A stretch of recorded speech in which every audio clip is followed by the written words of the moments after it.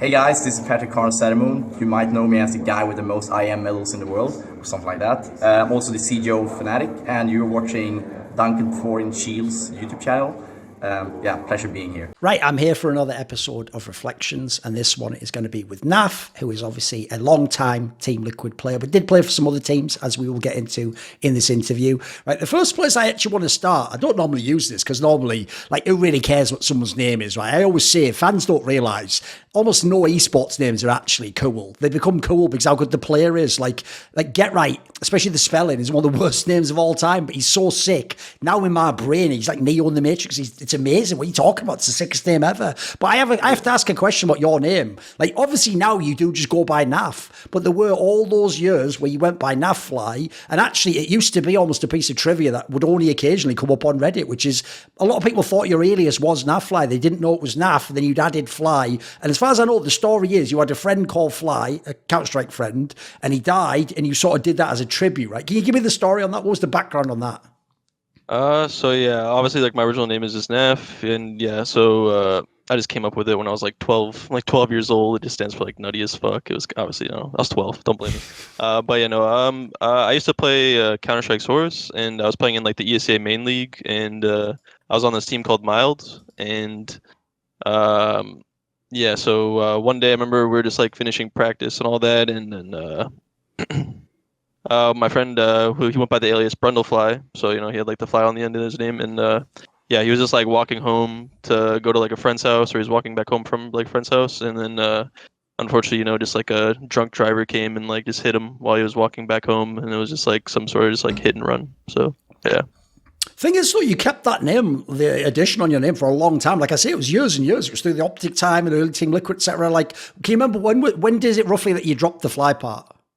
I'm not sure. It's mainly like not that I really dropped it. It came to the point where we qualified for our first major with OpTic, and they're like, all right, like you need to set your alias, because once your alias is set into a major, you can't change your alias anymore. And I was just like, yeah, I mean, I guess my alias is NAF, so I'm just gonna go with NAF. But right. looking back, I kind of wish I kept it, to be honest, because I honestly prefer to have the NAF-FLY always in my name. At some events, like you might see it, like at like blast events, like I have like the fly still in my name, but not for like ESL or like majors and all that. So yeah, for people who don't know, if someone's a casual fan, they had to change that. By the way, they did need to change that rule, because if you know, especially all those Swedish players, they were playing like pro matches at LANs with stupid names that like, and then the commentators were like, I think that's JW or whatever. Like, they had gone too far. I get why they made that rule, right? I have a question though, which is like, even though you did that as an idea that just came to you because of what happened to your friend, and I'm sure at the time it didn't seem like some big movie thing that was going to happen. The cool thing is, though, like a movie, you essentially did get to sort of the top of the world, and essentially you did make his name somewhat famous. I mean, sadly, because people thought it was part of your name, but in a way you sort of achieved what you set out to do, right? That's kind of cool. Yeah, no, I mean, obviously, it's pretty awesome. I mean, I even had like some of my teammates, like all my teammates back then that were on that team, they all put Fly on the end of their name, and remember even like at times when like I was having like my Grand Slam run and like I won the Grand Slam, like they reached out to me like, oh right, like good shit, like that's so awesome. I know Josh would be like super proud of you and all that, and yeah, I know. So it's nice to see even just like my ex teammates from that time are still watching and checking up on like how I'm doing and all that. So. Okay, right. One thing I want to do in this interview is we will go through a bunch of tournaments and classic question teammates, so all the good stuff. Don't worry. But I want to early on, because everyone thinks, right? You've done a fucking amazing job. You've like given off this perception that you are just like the stoner guy. I was like, well, I'm just chill, dude. Like, I'm fucking around on a clutch. What did I win it? Shit. Well, I'll drop you a gun next round. Like, you make it sound like there's nothing going on there. But when I watch your game, there has to be a cerebral component going on. If I even look, actually, we'll get to this later, at some of the times when I know behind the scenes the rumor was real that you were going to leave teams. I think you even have a pretty shrewd eye for when sort of like the ship's starting to sink and you're like, there's a ship passing by that might be better. And you've tried a few moves that didn't happen. So I want to ask this question to start off with. In the early days, one of the reasons why you actually weren't one of the big names, it was actually people like Nitro and Elige and Stewie and Skanoodle. It was all these other names that everyone was bigging up. Is because I always thought in the early days, it seemed like your game was just a bit of a mess. It was like it was everything. You were trying to be like, sometimes you were an AWPer, sometimes you were just like an AK player. Sometimes you would play aggressively if you were certain IGLs. With other ones, you were more like a bit more like the clutch, lurky player you are now. Who was the young NAF? Who was the NAF that was coming into these early teams going into like the OpTic sort of era? Yeah, I mean, when I first started out, I guess like on like some of those early teams. Like, how far or how early you want me to start? No, just let me like, know. You told me. Oh yeah, I mean, all right. So yeah, no, I remember at the start, it's kind of hard to remember. My mind is a little bit hazy, but I remember when I was playing in Counter-Strike Source on the very final season, like I ended up making like invite during that time, and like during that time I was like 14 years old, and then the next season that's when like the CS:GO seasons came out, and I think it was like during like beta and all that, and yeah, I remember at the start I was playing like CS:GO invite, and like I was on like one team like Veritas, and then like I ended up leaving, joining Mousebaz, and then like I joined Mousebaz for like 2 days, and then Dazed and Deborn wanted me on their team, like sponsorless, and then I instantly left to join their team, so I guess kind of reverting to like that team hopping, like finding the right team to join. Yeah, I was like hopping back and so much back and forth between teams during that time, and then it was not until until like we're on that team called Never Good Enough. It was like the first team like iteration that daps and I started. Right. I think it was like myself, daps, and like some other players, but then later on, like after that, we got into Elevate, and then Elevate is like when we found like Rush and Elevate and all that, and but yeah, so I guess like during that time, yeah, no, it was like hard to figure out what type of role I think I was. Like at times, like Damien would be using me as like an entry fragger at times, and then on like some CT sides of the maps, like I'll just be picking up like the double op sometimes. I was definitely more of just like that fill player, but back then I honestly didn't really know how to do it to the best of my abilities. Kind of just finding what the right thing was to do for the team because I feel like I was just like so young and like a lot more inexperienced at that time. I didn't really understand too much like what I need to be doing for the team and what's the best for me to, just get the best out of myself and for my team. So yeah, I was kind of like all over the place during that time. But I think it wasn't until like this is obviously a bit later on, but like down on when I was playing on OpTic, when we had Stanislaw instead of daps. Stanislaw was a lurker when we are playing on OpTic Yes. before when we had daps. So I was just more of like that entry guy, just playing the roles I need to play. And then once we got rid of daps and we picked up Stanislaw, I obviously so Stanislaw needed to become a lurker. I mean, become an in-game leader. So he had to play more of the center of the spots of the maps. Right. It's hard to just IGL and be playing the lurk position. So they kind of just made me that permanent kind of lurk player. And I think that's kind of like that was probably the moment when I started creating my identity, like as like a player and like how people can define me and like my roles and all that. Because that's one thing I want to ask about is, even though obviously nowadays, I would say if you're a casual fan, it's actually the casual fans that have taken all those roles and gone way too far with it. To me, it's a bit like basketball. There aren't really just set roles, like 5 players only, and they stand on this part of the court, and they never. It's more like it depends what the offense is like. It depends what type of opponent you're against. It depends what your skill set is. Obviously, there's people who are like a small forward, or they're a fucking power forward, or they're more like a shooting guard that plays like a point guard. There's a million angles and crossovers. So to me, I describe it more as like tendencies. But the funny thing is, your style of lurking is supposed to be the style that doesn't exist anymore. Like, if someone does that, like Rops is really good at it now. The problem is, if he doesn't get the kills, he's a beta, isn't he? He's playing too selfish. Like, in theory, the theory goes in Counter-Strike, because of the get rights and the happies and the hecos, that's supposed to not exist now. Essentially, lurker, in the modern terminology, is supposed to mean just the player on the other side of the map, and we're at the moment working this side. But if we rotate back, you might be part of the entry pack, right? I get the vibe, actually, though, you have sort of like figured out, you've almost mastered how to do that. Almost like the stereotype, that you are able to just hard lurk a lot of the time. It feels like you're not the person who's just like doing it to bait, or it seems that sort of the pressure timing. So is this something over the years, has it built up? Have you sort of mastered how to do it? Is it your natural tendency in the game?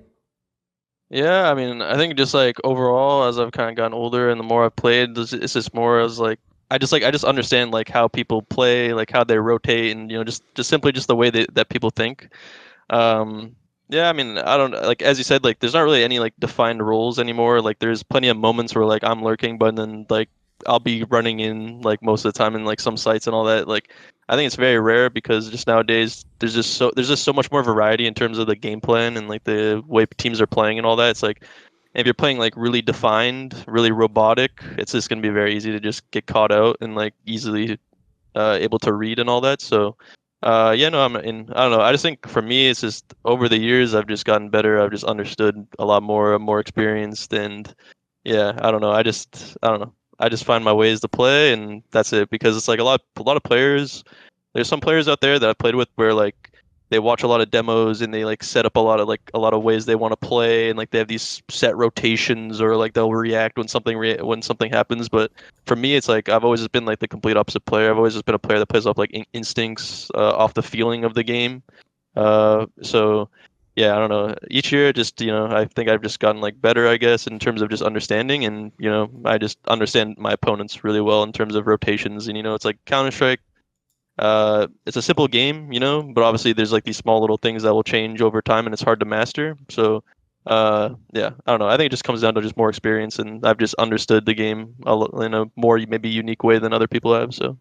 I would also describe it like this as well. It's not as simple as like the person likes to play aggressive or passive. I'd also say you'll notice in teams where they have a really good lurker, it's also like the team agrees to it, and especially the IGL agrees to it. Like, I'll give you an example. I know players that actually maybe didn't want to be the lurker, but the IGL just really like the really smart people like the Carrigans of the world. Their whole thing's like, bro, you're the best at like winning clutches. So ideally you want to be the person who's on the other side that rotates in for the retake or the 1vx, and we give you the info and you win the 1v3 or the 1v2. It's obviously it's what people like Rops have become amazing at now. So you wouldn't want that person always engaging the enemy or being the first one in. Like, it's not going to fit his style, is it? So to me, that's also another reason for the tendency. So along those lines, one thing I have to ask is this, right? You are obviously really good at doing all the clutches, but I have a weird angle that no one else ever brings up to. This is why, mate, they can't tell me nothing. I'm like Kanye in 2005. You can't tell me nothing. I've got my shit too, and I just know what I'm doing. So here's the question, right? Way back in the day, another piece of trivia that is never mentioned about you is that you have like partial hearing in one ear, right? Is that still the case now? Wasn't it like, didn't they say it was like 10 or 20% in one ear? Yeah, no, I mean, it just all started back when like I was a kid, I just had those classic just ear problems, ear infections and all that. And yeah, I ended up like having problems with my ear ever since I was like 6 or 7 years old. And then, yeah, obviously, so when it comes to playing, it's really difficult. And I mean, the last time like I checked up with my doctor and all that, he was like, the hearing in your right ear is like the equivalent to like an 80-year-old man. So it's just like I'm just like, oh fuck, I'm a little screwed there. But it's like if I had to say, it's more like I probably only have about like I don't know, like around like 20, maybe like 20% hearing in my right ear. So I think so obviously I remember it's always been like an issue when I was playing in professional and all that. I think if you ask anybody that has any hearing problems within like a specific part of one part of their ear and all that, is that sound direction becomes very difficult. Sure. It's hard to understand. It's like I remember just being like in school, and my friends would be calling me, and like we're in like an assembly, so we're like in a gymnasium and there's a bunch of people. I'd just be like having to do like 360s, like turning around, because it's just you only have like pretty much one ear to hear out of, so it's like really difficult to understand where it's coming from. So obviously in Counter-Strike, it's very difficult if the ground isn't similar, so it's like right, the different textures. Different textures of the ground. So I'm like, if it's like all the same, I might have a hard time understanding where it's coming from. So that's why like I might need to like point my gun into the wall and look certain ways to help me understand where it's coming from. But just over the years, I've gotten more used to it. It's always going to be an issue, but yeah, I've gotten more used to it. I've gotten more accustomed to it, and yeah, I've learned to deal with it now, and yeah, so. Because this is the follow-up that builds onto that. This is why people have to know that key piece of information. Normally, if you had that particular difficulty, the normal default way you'd streamline the game is just be a fucking entry player. Essentially, just run in there with the AK. Don't worry about where they are. Just shoot people. Essentially, by the way, spoiler, I'll trade secret here. There's a lot of really sick players in terms of him who are stupid. Most of them are the entry players. Like, I won't name names, but we all can imagine who I might be talking about. They're people where, spoiler, their interview wouldn't be great, but they're fucking great running the site with an AK. Like, normally I would say that's what I would do. So that's why when I actually years ago put that together, like, wait, he's one of the best clutch players, but he essentially not only can't hear everything, but as you're saying, I mean, we're not bats, but at the same time, humans do use both ears to geolocate, like round the wall, or like how far was that? Like, for example, to even know if a nade landed, you have to be able to hear, in theory, from both ears. How does this mean essentially, like, you're just doing a lot of the clutches like in the mind, as it were, in that sense? You're not just reacting off cues? Because surely it's harder for you to some degree to be in a 1vx and to know exactly where everything is. Because most of the people who are good at it, like the Ropses of the world, they're the mega nerds who know every little sound cue and every little flash thing. They know like all the little details. Surely you're sort of lacking a bit of that, but you're so good at it. Yeah, I mean, I don't know. I've always just been like a player where like I believe if like you position yourself well and like you're just in the right areas, like you'll just like get the kills. But I mean, sometimes like when I'm in clutch situations or something like that, sometimes I would even just ask my teammates just to like help me, be like, yo, if you All hear something, right. just tell me. But Okay. for the most part, like I do handle most of the stuff on my own. But yeah, no, I don't know. I just feel like I don't know. When it comes to clutching and all that, I don't know. I feel like I just have a good understanding of the game already, and though just the way my mind works, that luckily I don't really have to rely too much like on having like the best hearing, in the world or something like that. So, yeah, I mean, there's nothing really too much more to say, I guess, about that. It's just, yeah. Along those lines, because of like the persona that you put across on camera, people also think like that whole thing of like, oh, you really talk slow. In the game, the joke is, like there's that famous thing. People get mad when I say this, but you'll know what I mean from the old school. There are certain people who in real life were players who were fat, and it looked like in game they didn't run as fast. You know what I mean? Like there's people where like even in game they sort of a bit dodgy movement, they bump into what I've always thought like, what is that? Like there's something weird psychological there. But even like that, right? In game, I would say quality of your game, especially in clutches and lurking, is you're always going really slow, but it's like they get so the other people. Some people are really skilled, but I feel like they're reacting all the time. It feels like somehow the game comes to you at your own pace, though. You always seem like the timing's right. Like you're never late to come in on the clutch. You never like arrive at the bomb too late.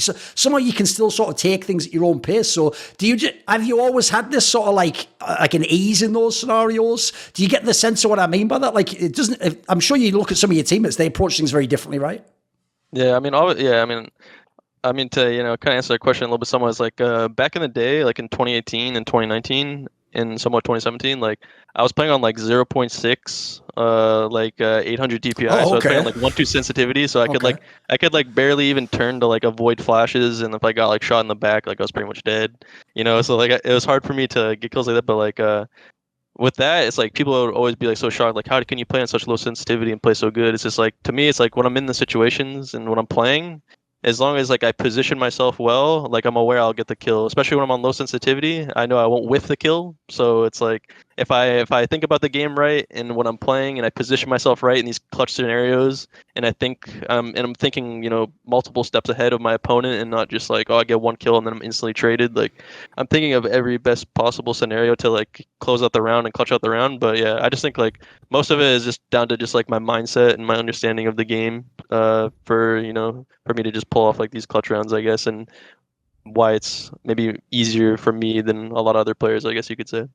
Do you get the sense, because I've actually found this sometimes applies even in other esports games, when someone becomes famous for something, like it almost feels like other people buy into that narrative. So when you're playing in a 1vx situation, do you get the feeling other pros do actually sort of like, do they almost make it, like I always thought this was like this was Zipnik's mate. If you ever watched his actual POVs, he's actually just playing like very basic Counter-Strike. He's just doing like the right angle. But the reason it looks genius is because the other players, even really good players, are sort of like, shit, Zipnik's like, he could win this, like, fuck. And it's like they're almost like second guessing themselves, or sometimes I've noticed when someone's really good at clutches, dude, people just like, it's like they wig out and they just run at you and just die for no reason, like because they're trying to just think like, what should I do differently, and they're not like trusting their instinct. Do you get this vibe when you play? Yeah, I mean, especially back then, especially like when I was playing in 2018, 2019, when I feel like I was like at the prime of like my clutching abilities. And it was just like, just like how you mentioned, if someone was like in a man advantage, someone would probably just do some like airhead like mistake and all that, and like you just easily catch that out. And then when you're in like a 1v1 or like a 1v2 or something, like I don't know, it was just like so obvious like how players would play. It's almost like they'd play like clutch scenarios like all the same, even though they're on different teams. It's just like they all had like the same way of thinking about it. And for me, it was easy for me to just like identify how easy it was to see how a team or opponent is going to play like a clutch. Yeah, I remember like saying like an interview back in the day where like I said, I'm like, I actually understand the game a lot more when there's fewer amount of players in the server. Like if it's a 5v5, I'm like, okay, and then it's like 4v4, I'm like, okay, I'm understanding more. 3v3, I understand more now. And even when it comes down to just clutch scenarios, I seem to understand like way more. And yeah, obviously I think that's why I'm known as like a clutch player, because I feel like that's where like my expertise kind of like come through. So I mean, yeah, I don't know. It was like, I don't know, the way some players were playing back then and the way they play clutch scenarios were just like, so I don't know, they're just funny because they're just so easy to play against, in my opinion. But now I feel like every player kind of understands what to do and how not to throw away clutch scenarios. Everybody's probably talking about on their teams like what to do. So it's definitely a lot different than it was back then, for sure.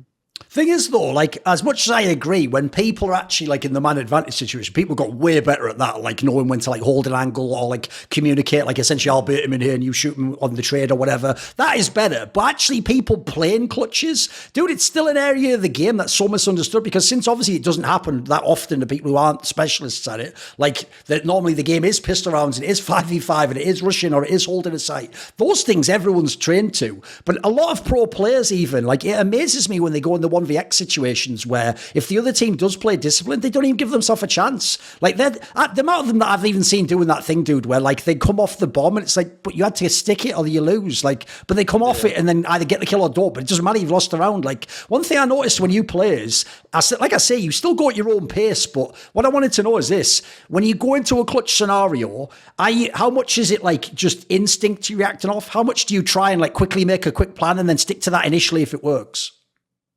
Yeah, no, I feel like it's like both. I feel like there's just different types of clutches. Like, there's some where like you can just play off feel and like instincts, like you kind of know like if you get a kill here. But like, there's definitely been plenty of moments where like in like when I'm clutching, where I'm like, all right, I have time to think. I'm like, all right, I'm gonna like plant the bomb, and then I'm just gonna like run halls, and like I'm just gonna safe jump halls, and like I'll pretty much win the round 100%. Don't have to worry about that. But I feel like when it came down to just clutching, I feel like a lot of the best players are just those are players that just play off feel and play off like instinct, because like all clutch situations aren't going to be the same, even though you might find some similarities, which like obviously helped me, because I've lost clutches, and I would think about like how would I play that again, and then the next thing you know, I'm in this moment again where like I'm actually playing in this like same type of scenario. And like when I think back and what I know I need to do better, you know, I think about that in the next moment and I'd do it better. So, but I think like, yeah, when it comes to clutching and all that, it's mainly just about how you think about it. It's all about in your mind. It's all about in your head, I feel like. And yeah, obviously there's set ways in some scenarios. Like I said, you'll come across same scenarios, and you can set yourself up to succeed for the next one. But I think for the most part, again, it just comes down to like feeling and instincts and all that. And I think that, again, that's why I feel like I'm really good in this role. I feel like when it comes to just benefiting of being a clutch player, more relying on yourself, not relying too much on your teammates, just playing your game. And yeah. Does winning so many of these scenarios, even when it applies to lurking, when you've just done so many successful lurks and you're feeling the timings of the game and the things maybe you saw in a demo, they're showing up in the game. Do you think actually like is it like almost like a momentum accumulative thing where, because there's so many years where you've done that and you've succeeded, does it also make you think in all these scenarios like, I'm certain I'm going to win, or I know I've got a chance at this, or if I can just get this second guy, it's going to open up the round? Do you actually get that kind of sense? Yeah, I mean, yeah, just like back then, it was just like so much confidence just being built up. I think like even through 2016, 2017, I was still like a player that was still learning and trying to do things better, and still trying to figure out like what's the best way of playing, and especially just playing in like clutch scenarios and all that. But then once I got into like late Renegades or like into Liquid 2018, like playing like, I don't know, I just like had like such a great read like in clutch scenarios where it felt like it was just nothing. It was just like reading like a book or something, you know. It's hard for me to like really explain like how exactly my thought process was, but I don't know. At least I always just had that mindset where like I know I'm just like the better player. I'm just gonna clutch the round out, and you know, I think a lot of it is just mindset. Like literally, I feel like that's like been most of my career. It's just all about mindset.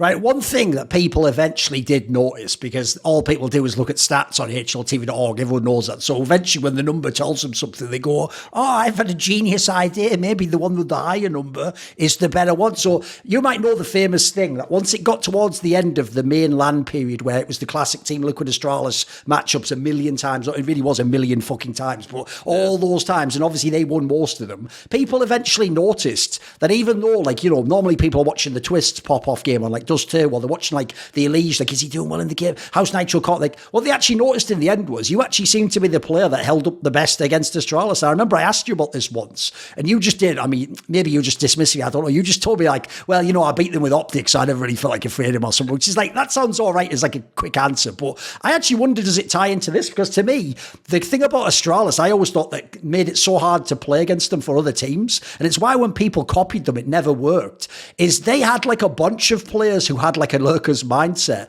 and they're so sick at like coordinating that. So they would do that mid-round shit where they would just like sit and they would just use like, you know, if you try to peek together, they'd just punish you. Or like while one's flanking, the other one's holding you in this area, so you're just getting distracted, you know. I always felt like essentially like you could have been an Astralis player, right? I feel like you had a similar vibe as them.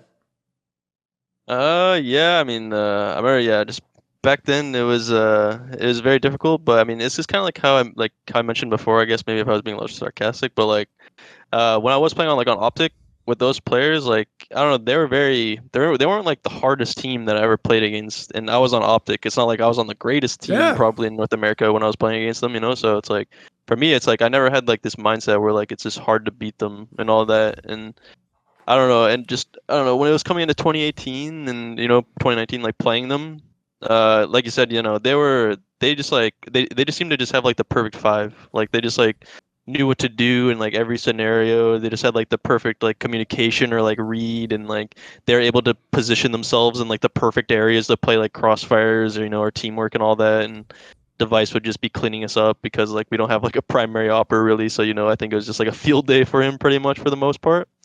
But I don't know. I mean, I don't know. Again, I think it comes down to mindset, and obviously I'm not really entirely sure what my teammates were thinking when it came to playing Astralis. Definitely towards the end of that time playing against them, it definitely felt like I think it was just like simply the thing I kind of break it down to is more of like a kryptonite in terms of like a play style. I feel like I definitely believe that type of stuff exists, especially like after like how many times like we played Navi, and playing against Navi was like never a problem for us. Like playing against Simple and all that, like Navi could beat Astralis and all that, and like but we could never beat Astralis, but we could always beat Navi. I think it was just like the kryptonite, I guess you could say, in terms of just play style and just the way teams would just play the game. And yeah, I mean, I don't know. For me, like, yeah, I don't know. I think my mindset is a lot more unique compared to a lot of other players that I've played with. So I think like a lot of these things didn't really phase me too much when I was playing against them. I like obviously I don't know. I don't know if like maybe some of my teammates maybe had more of like a mental block or something versus versus Astralis, like they just had like a hard time understanding and all that. But I do believe it was just more about just like how good of a team Astralis was, and just like how they used their players and how their teamwork was all ran and all that. And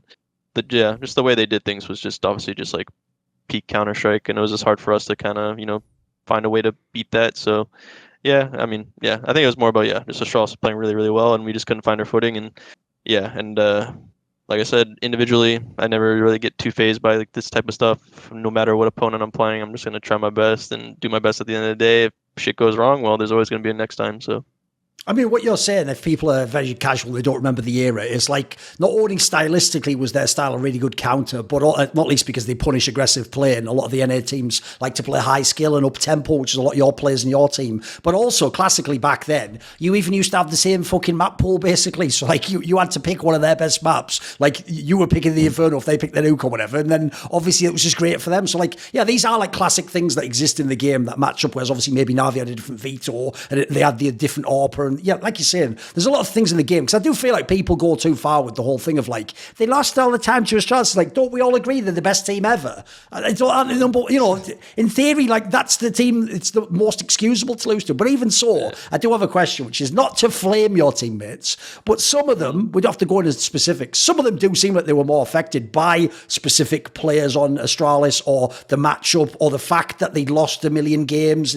It's still, and even if you go into it, hoping it's going to go well and you win map one, it's still in the back of your head, like they've come back a million times, they've beaten us, we have to get over all those narratives people have. Did it ever piss you off that, like, essentially some other people, it did seem like they struggled more against them, or just as a team, you could never figure out the secret sauce, as it were? I mean, obviously, it was always like frustrating, like not finding the correct way to play against Astralis, and finally get like consistent wins over Astralis. But then obviously, I guess like if I look back and look at other teams, like they couldn't figure it out either. Like even so, I mean, obviously with the talent that we had on that team and some of the players and all that, were like how we'd be performing against other teams, and then maybe someone maybe not showing up or playing the best, like versus like Astralis, would always just be like kind of like annoying. At times, it's like, oh, come on, like. We know we're all better than this, and we know we can beat them. It's just like, I don't know why it's just not gelling when it comes to them. But then again, it could just be that Astralis is just a great opponent. It's just hard to play against them. And again, they're hard to play. It was hard for every other team to play against them as well. You know, like everybody always just blames us just because like we were in the final and be like, oh, Liquid can't beat Astralis. It's like, well, no other fucking team can too. So, you know, like and then yeah, but obviously I think like another thing that some people may not think about, and I thought about where I was like, this was actually a little bit of bullshit, but it was back then. They one of their worst maps was Cobble, and one of their other worst maps was Cache. And Valve ended up removing those two maps, and those two maps were actually two of our strongest maps. So literally, they removed both of our strongest maps that we had in the pool and got rid of Astralis' two worst maps that they had in the pool. So they could either just continue just to permaban like these maps, or since a new map's coming in, they could play this one and be just as good at it, or even better than all their other maps. So that was really annoying for us to just even be playing against Astralis and all that. So yeah, I mean, it comes down to the maps and all that, but at the same time, yeah, I feel like there's definitely times where like maybe we could have played better as a team, and maybe some other individuals could have stepped up better, But at the end of the day, it's just like when you look back at it, it's just like no other team could really do it as well. So we can't be like too hard on ourselves. But yeah, I mean, there's definitely been moments where I felt like we could have done better because there were teams at the time where like I didn't understand like how they were playing better.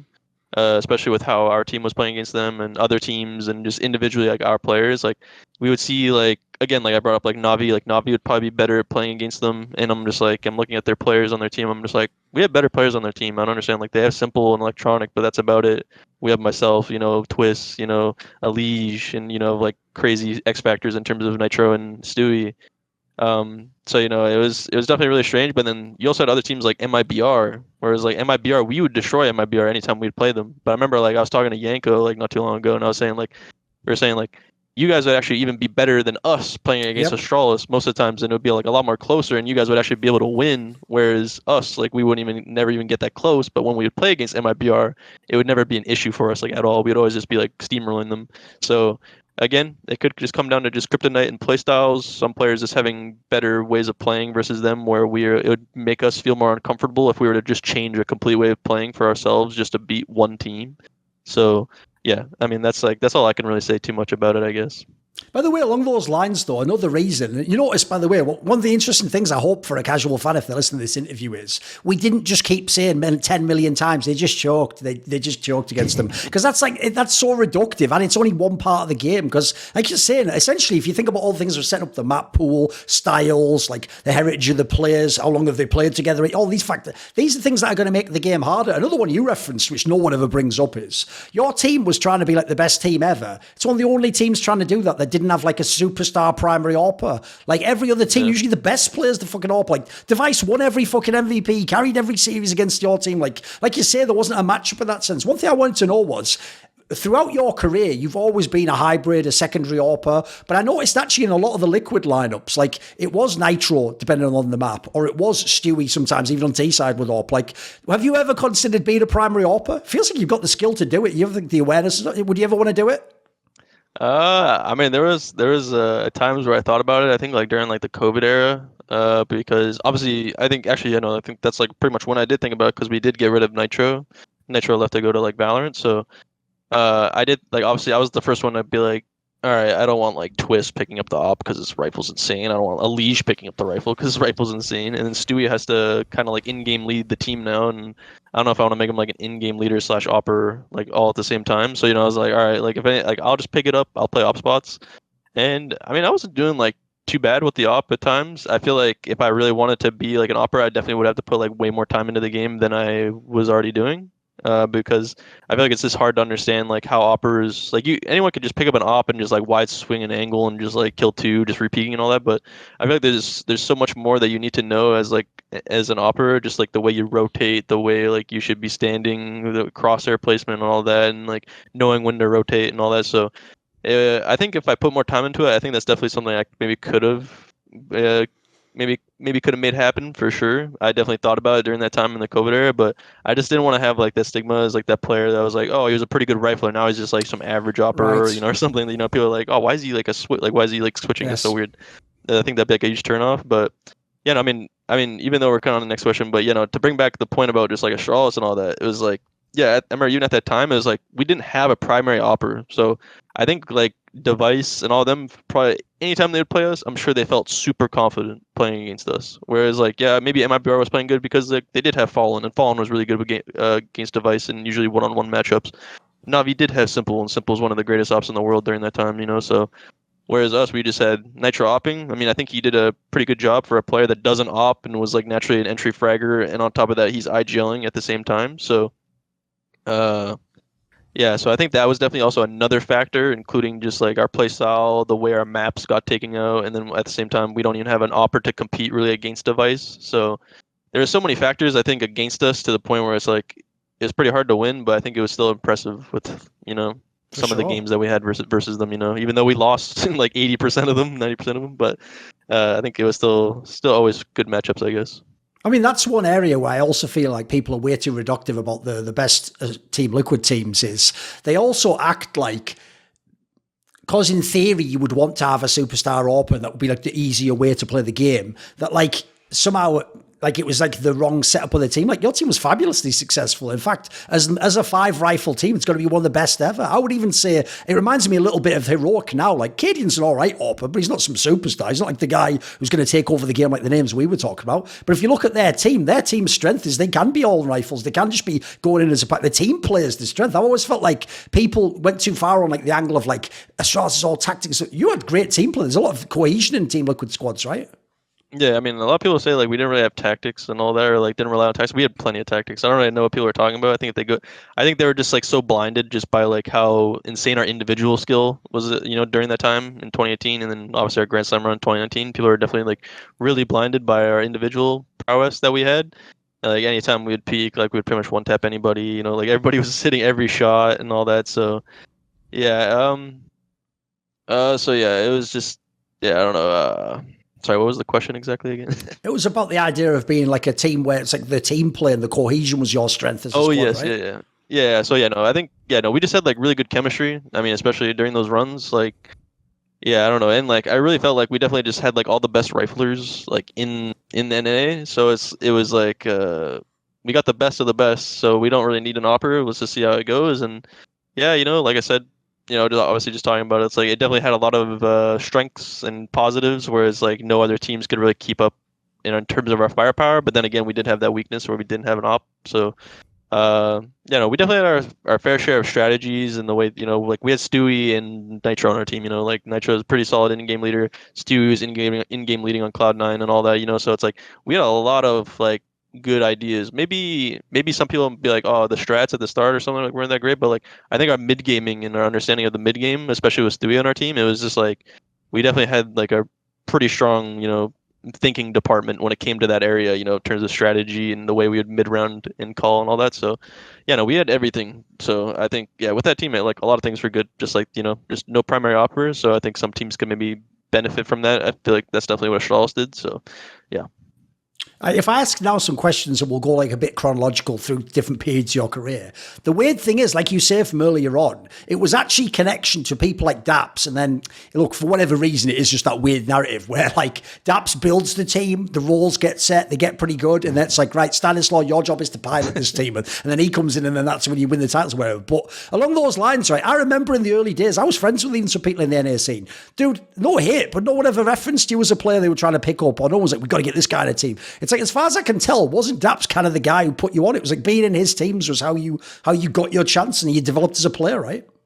Yeah, I mean, to kind of bring it all the way back, because back in like 2014, I guess we can just start from there. Whereas like we went to a ESA season 17 land that we qualified. We're under denial. This was just before going into the 2015 season.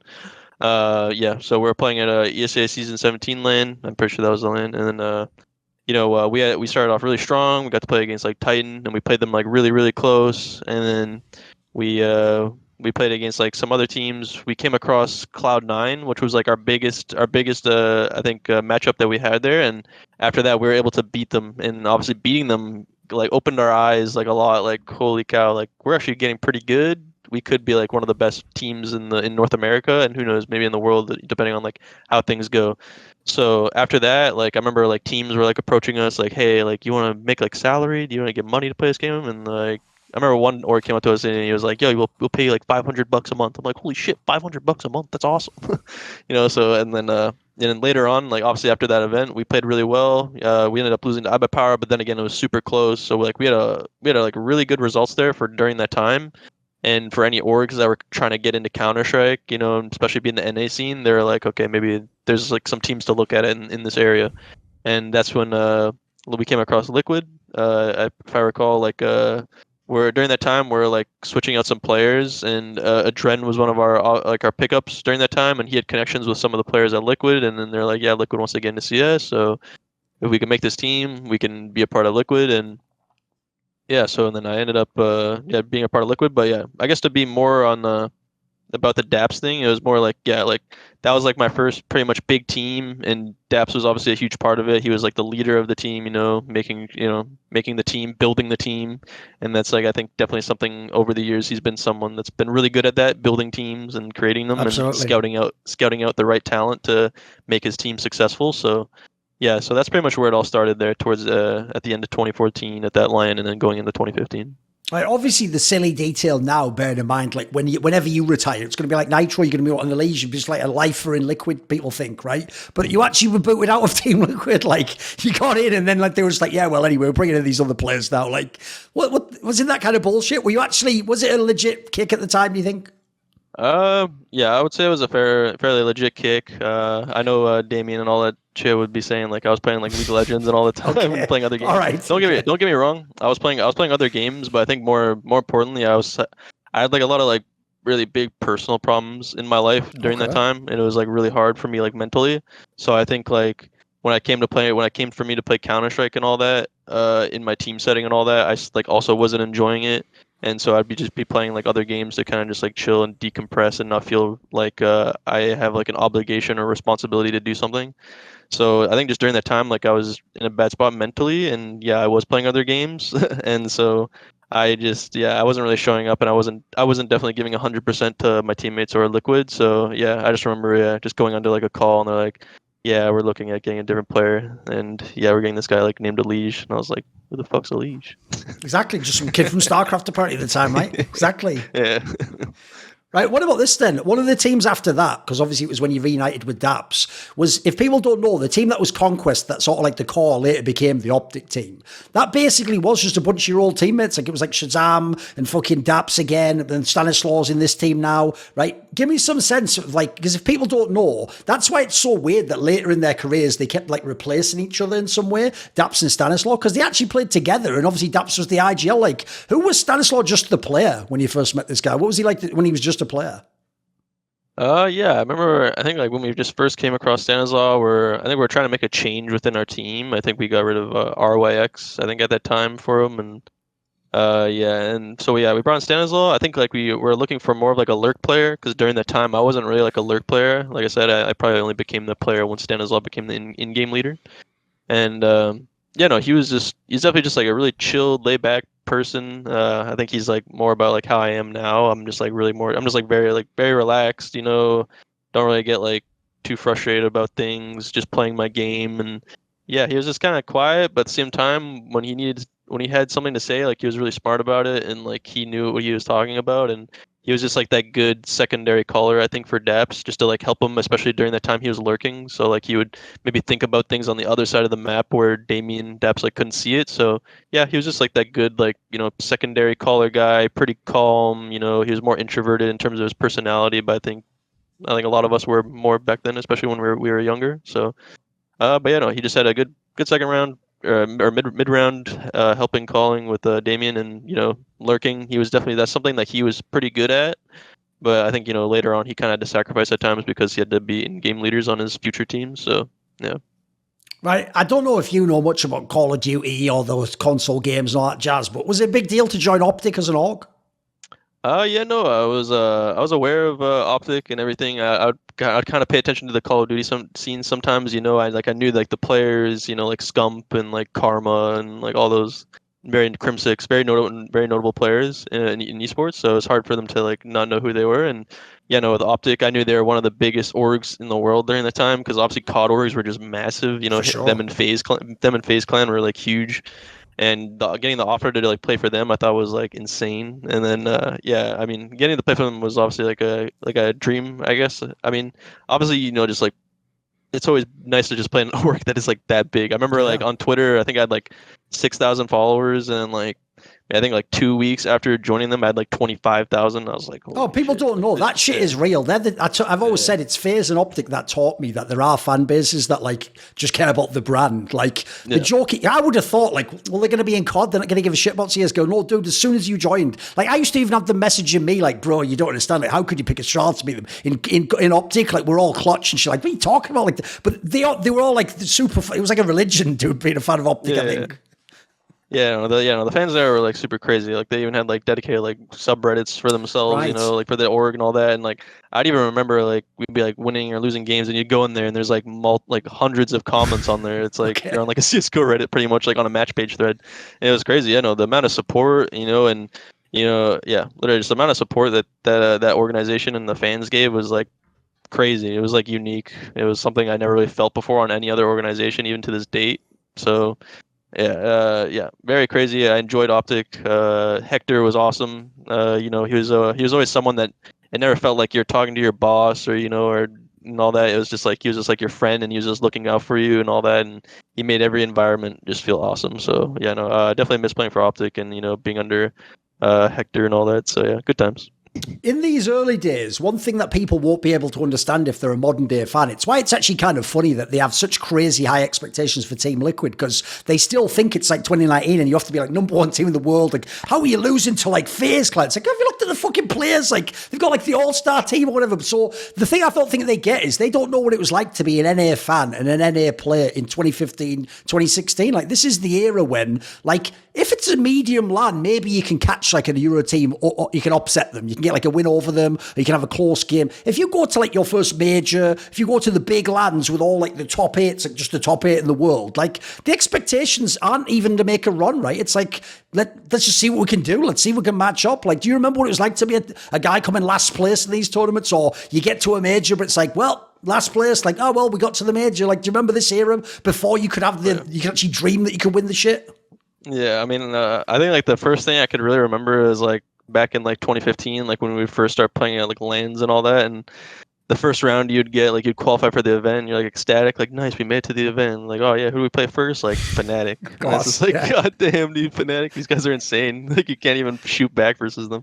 I remember like watching like one of our first games that we got against them. I think we got like, I don't know, like 16-5 and like 16-2 or something like that. I remember like just like playing on Inferno, and like we couldn't even get banana control versus them on Inferno. Like we'd be teased like trying to get up banana, and then we just instantly just get owned. Like, yeah, no, our understanding of the game was just like nowhere near close to what they were. Obviously they're in Europe playing against the tier 1 play style that everyone's playing against, and we have literally no idea, no clue how to play against this. It's something we've never even played against. So yeah, I think it's just like for every other region, it's just very tough just coming in for the first time. Playing Fnatic was always annoying. I remember playing them for like the first 3 or 4 or 5 times and just getting smoked every time. And then it was later until like 2016 that we started to kind of get like the ball rolling a little bit on like how to understand, play against tier 1 Counter-Strike, these players and all that. And yeah, it was definitely, during those times coming up, it was definitely very difficult. Right, obviously, people will know the team with daps was good and Stanislaw was around, and then what happened was, and I want to get your side on this, right? Obviously, you got Tarek in the team, right? If people don't know back then, he was a really skilled rifler. He was a really talented player. And the funny thing is, even though he has a really good personality on camera and he seems like a really chill guy, it seems like, dude, he must be a player where it just seems like he's mega critical of teammates, though, because the amount of times I've seen him kick out like IGLs and people that were like the more role players, it just seems like, I don't know what it is, but it's like, essentially, as far as I know, he's the reason why daps had to be booted, right? It was just Tarek's idea, like, right, that's we started Slaughter, right? Yeah. So yeah, I remember. During that time, we're looking to like change a player. We brought in Tarek, and then we're playing with Tarek, and then I know. I remember they were thinking about like who to get rid of. I think they wanted to cut me or Stanislaw. They wanted to cut me or Stanislaw, and then in the end we ended up just like cutting. We ended up cutting Stan, and then like we're playing like on the team with Tarek for like a week or so, playing like officials, and then you know, Tarek just comes to somebody on the team and just goes like, "Yo, is this like how you guys always call?" I think there's something wrong about it, you know. And then we're just like, "Oh my!" I mean, like Tarek's like obviously during that time, just like you said, like he was like pretty much one of the most popular, you know, top riflers in the game. You know, probably had like the biggest brand in NA during that time as well. So when we're talking to him, we're like, "Man, maybe what he's saying is true. Maybe we should find a different like way of playing. I guess get rid of daps and just find a different IGL." And then I don't know. I think some people were talking. I don't know if it was like Rush or Tarek were talking with him, but the idea of like bringing Stan back to be an IGL, and then we're gonna cut daps, you know, and we're like, okay, like if this is the way we want to do it, and then you know, Stan said he wants to be an IGL, he wants to talk more and like be more responsible and all that, and take lead and all that. So yeah, they're like, okay, well, all right then. And like, all right, we gotta go tell daps now that he's cut and that we're bringing back Stan now, you know. So it's a bit awkward. Obviously, I remember during that time it was obviously hard to tell a friend, especially like daps, a player that him and I pretty much became professionals together, and he always kind of like looked up for me. I looked up for him to, you know, build these teams and go far with him. But yeah, no, at the end of the day, business is business. You got to do what's right for your team, and everybody during that time was young and everybody wanted to win. So yeah, and then yeah, so pretty much maybe it's just kind of like how you heard from other people, but yeah, that's my story of how it pretty much went down. I mean, you said it right there. Like that's another thing, like I alluded to that when I look at your career, because if people know the moves you were going to make, like you maybe were going to do a bit more ruthless moves than people thought, or maybe there were players that could have been cut. Because when you've been in a team with the same core for a long time, like you know what fans are like, they don't just think you're teammates and you enjoy playing together and that guy's a good player. They think it's like your best friends or whatever. It's like, oh, I could never got that guy or a move. It's like I actually got the vibe like you could if it's actually a move that does make sense, it is going to improve the team, or that player maybe is underperforming. You seem like, as you say, you can put business in one box and friendship in the other, right? Oh yeah, I mean, I don't think I ever had like I know like back in the day, like some players would have like this thing about like, oh yeah, I just want to like play with friends, like I'm not gonna cut anyone, you know, and like this team's gonna stay the same. But I never had that mindset like ever, like, you know, like I'm always going to give everybody the benefit of the doubt. I'm always going to do everything that I can or what the team can to make a player better again. Or, you know, if they're having struggles, you know, or it's just like we're not going to just throw them completely to the wayside. We're going to do everything we can. And if we feel like we've exhausted all of our options and we believe that there's a better option on the table, then, you know, we're just going to grab that and take that and go with that. It was always, you know, business first and then, you know, friendships and all that second, I guess you could say. The funny thing is, everyone knows you won the E-League tournament, but no one remembers you actually won that LAN, that fucking Northern Arena, the Montreal one where you beat G2, the one with like Shocks and Scream and those fucking massive... That alone, like, that has to have been a big moment, right? To beat legendary players like that. Yeah, I mean, you know, winning there was awesome. It takes me all the way back to when I played that ESA LAN back in the days, because I was a Source player, and obviously when I was a kid, you know, like 10 years old, just like watching these frag movies and all that about like Shocks, you know, and Existence, you know, and RPK and all that, I was like, oh damn, like this is like awesome. I think that was like my first goal, I think, coming into Counter-Strike and being a professional was to play against those that inspired me to play the game originally, and to, you know, play against them and beat them.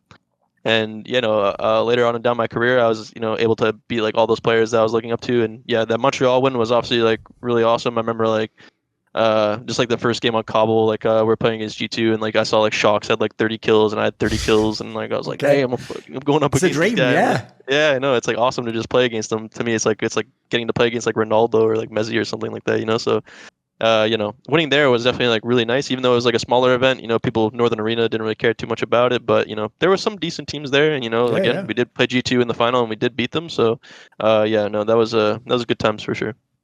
Because actually, when people know that you guys won the E-League tournament, like, I have to set this up for people because they don't realise that was almost like the way Cloud9 won the Boston Major, where it's like every round of the playoffs are supposed to lose. So in the first round, you were playing Mouse Sports, which was like Nico was obviously like a fucking sick player. Then in the next round, you were playing like the Carrigan FaZe lineup with Rain and those guys. Again, like they're supposed to win that. And then in the final, it was the Astralis cut, who obviously went on to be like the best team ever. Like, do you remember on this run, like, was it one of those ones? Did you know you were the underdogs? Did you actually think you were as good as these teams? Were you supposed to win in your mind?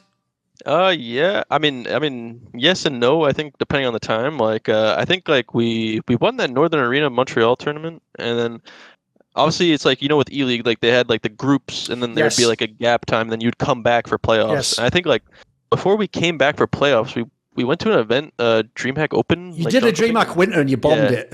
Yeah, it was so like we I don't know if it was before or after Montreal just, and then into ELEAGUE. It was like you said, between the 2 points. It was after the groups. It was before the playoff run. Yeah. Yeah. So it's like, yeah, we did get that one in Montreal, but I think it's like we played the DreamHack event and got last place, and then we had to go for like ELEAGUE playoffs, and we're like, oh my god, like we got last place. We're not really feeling it going into this event, and then you show up to the event, and then we ended up just like everybody was just like popping off, like everybody was feeling it.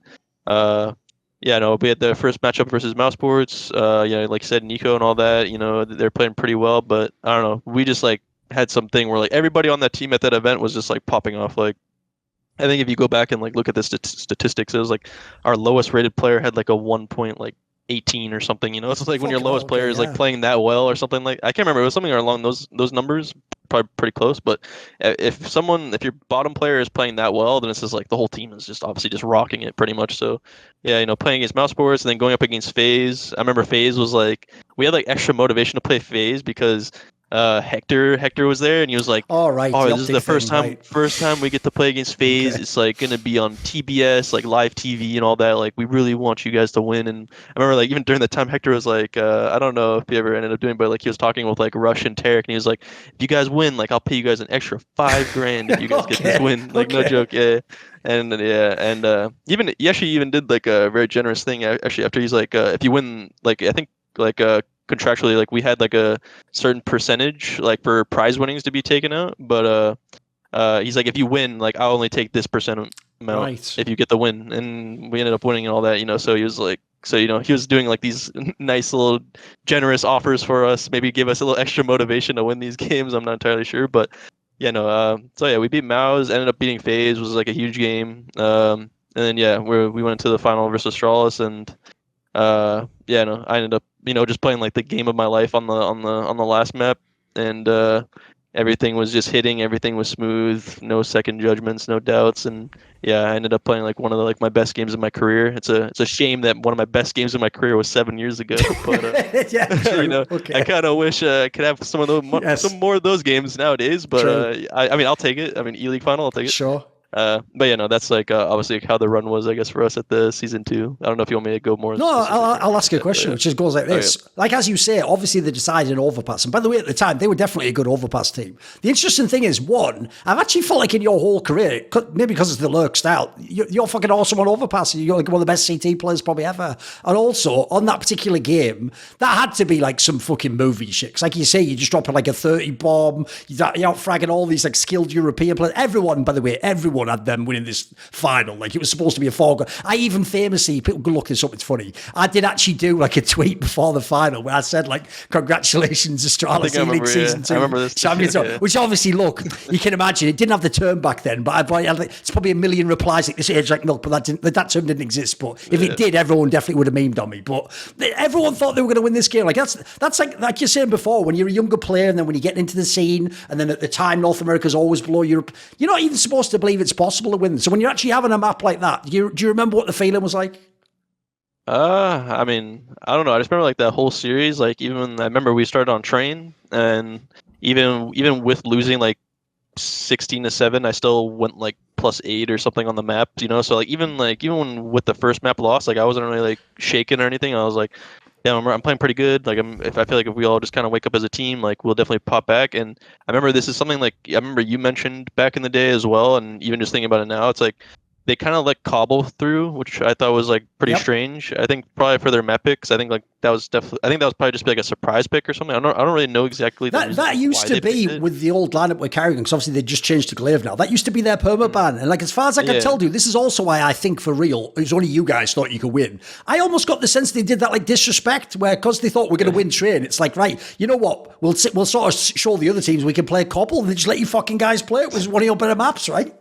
Yeah, obviously it's a strange gamble to take in a grand final, but I remember during that time, like we played them and like we felt they were really bad on Cobble. Like they didn't, like I was like, oh, like why did they pick this map? It's very strange.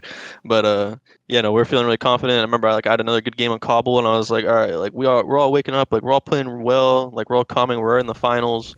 Going into overpass, let's just play our game, do our thing, and just win. Like I was just like full confidence mode, just full energy, just ready to go, ready to win. And I know. And then I think like I literally just like took out the gate like running pretty much like at the start. I mean, I remember I just had like a really good first half, and then like literally everything I was doing on the second half when I was rotating on CT side on overpass, it was just like everything was just feeling right. I was in the right areas at the right time. I had like perfect judgment on every peak that I needed to make, and every time I got like anytime I had the right peak, be getting like 2 kills. I remember like some rounds like I was opping, I was picking up the op as a rotator, and I was getting picks with the op at times. It was just like everything just felt so free flow, and like everything was just going the right way every time I thought about something the first time. I didn't secondhand doubt I didn't doubt myself or anything like that. And yeah, I was literally just playing my game, and like literally everything was flowing. It's just like one of those games I'm sure like everybody would probably have in any time in like their life, even in sports and obviously in just in Counter-Strike or any other esports. Like you're gonna have some of those games where it just feels like everything is going the right way, and the way you're thinking is always right and nothing's wrong. And yeah, I think I just had one of those games, and yeah, I was just feeling it, and I crushed them. The other crazy thing, I don't know if you've ever thought about this, but obviously back when they had Carrigan, they were the team themselves who people would describe like how Liquid were like they were really good, they should win the major, they didn't. And I remember, because this is when they'd only just changed, I think they changed them like one tournament before, like an IEM or something, to Glaive. Because they lost this final, people said they were chokers still. Instead of just being like, wow, great game from OpTic, they were like, oh, bloody Astralis are just chokers. So like the craziest thing is, even though they became like your kryptonite, they were thought of as the chokers at the time. Yeah, I remember. Yeah, no, I know. I was around during those times, especially like when they're on like TSM, Dignitas, and all that back in 2014, 2015, and all that. And I mean, it's crazy because like when you say that, it's like because how about like how you mentioned before is like Heroic. When I look at Heroic, they remind me of us like back in 2018, 2019. Like they have like these crazy like rifler like star players, and then but there's just like always just something that's just like holding them back from getting into the final or like winning the final and all that. So when I see Heroic, I think a lot about like us. And then I remember during that time when we were losing to Astralis, they were comparing us a lot like Astralis was back in the day when they were like Dignitas and TSM and all that. So I mean, I remember those times, but yeah, of the other teams. But yeah, I know during that time a lot of people are saying, yeah, they're kind of like that team, I guess. But yeah. As Mary J. Blige said in her track, All I Need, you're all I need to get by, which is the case for me and my Patreon community who support this channel and these videos. Some of them include Theogony, Matt Pugnaccio Racula, Ahmed Haju, Joseph Adcock, Tosh, Bot Pounder 420, Toucan, Animosity, Tobias Bernasconi, Jensen Gore, Yerka, and a special thanks always to the main man, Jerky's Minion. Would you like to ask a question in my regular video AMA? Do you want teasers? Find out who upcoming guests are. Maybe you want to suggest a topic or a guest for my content, or you want to take part in one of those longer esports discussions with me where we go all over the place. Well, if any of those grab your fancy, put your money where your mouth is. Join the Risk Illuminati today via the Patreon link in the description box below.